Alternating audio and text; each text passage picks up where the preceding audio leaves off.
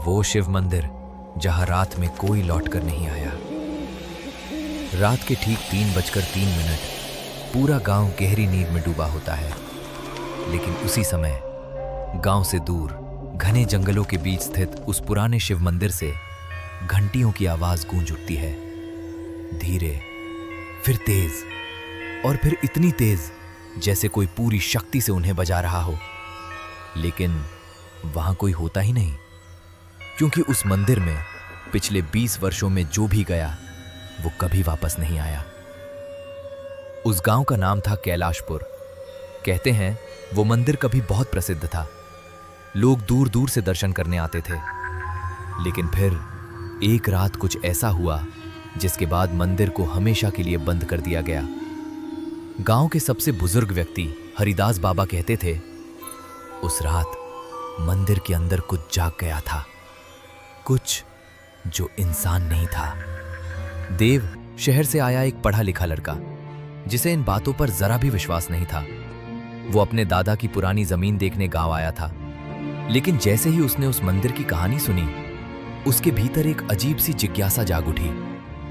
देव ने पूछा, अगर वो भगवान शिव का मंदिर है तो वहां डर कैसा? गांव वाले चुप हो गए। फिर एक व्यक्ति बोला, डर भगवान से नहीं है, डर उस चीज से है जो वहां रहती है। उस रात देव अपने घर की छत पर लेटा हुआ था। अचानक टन टन टन घंटियों की आवाज। उसने घड़ी देखी, 3:03 बजे रात। उसका दिल तेजी से धड़कने लगा। लेकिन डर नहीं था, बल्कि एक अजीब सा आकर्षण, जैसे कोई उसे बुला रहा हो। अगली रात देव ने निर्णय कर लिया, वो सच्चाई जानकर ही रहेगा। जैसे ही रात के 2:30 बजे वो टॉर्च लेकर जंगल की ओर निकल पड़ा। जंगल बिल्कुल शांत था, इतना शांत कि उसकी अपनी सांसों की आवाज भी डराने लगी। पेड़ों की टेढ़ी मेढ़ी परछाइयां जमीन पर रेंगती हुई प्रतीत हो रही थी, और हर कदम के साथ उसे महसूस हो रहा था वो अकेला नहीं है।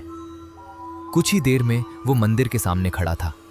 पुराना, जर्जर, दीवारों पर काई जमी हुई और दरवाजा आधा खुला हुआ, जैसे किसी ने जानबूझकर उसे छोड़ा हो। देव ने धीरे से दरवाजा धक्का दिया। कर्र। जैसे ही वो अंदर गया, धड़ाम, दरवाजा अपने आप बंद हो गया। उसका दिल जोरों से धड़कने लगा, लेकिन उसने स्वयं को संभाला। मंदिर के भीतर पूरा अंधकार, सिर्फ एक दीपक जो शिवलिंग के सामने जल रहा था।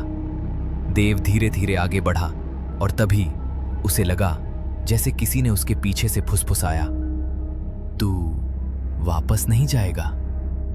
देव मुड़ा, लेकिन वहां कोई नहीं था। अचानक दीवार पर एक परछाई उभरी जो उसकी नहीं थी। वो परछाई धीरे धीरे आकार लेने लगी और फिर एक भयावह आकृति बन गई। उसकी आंखें लाल थीं, चेहरा विकृत, और आवाज, सब यहां आते हैं और यहीं समाप्त हो जाते हैं। देव के हाथ कांपने लगे, टॉर्च गिर गई, उसका शरीर सुन्न हो गया। वो भागना चाहता था, लेकिन उसके पैर जैसे जमीन से चिपक गए थे। तभी उसे अपनी मां की बात याद आई, डर लगे तो शिव का नाम लेना।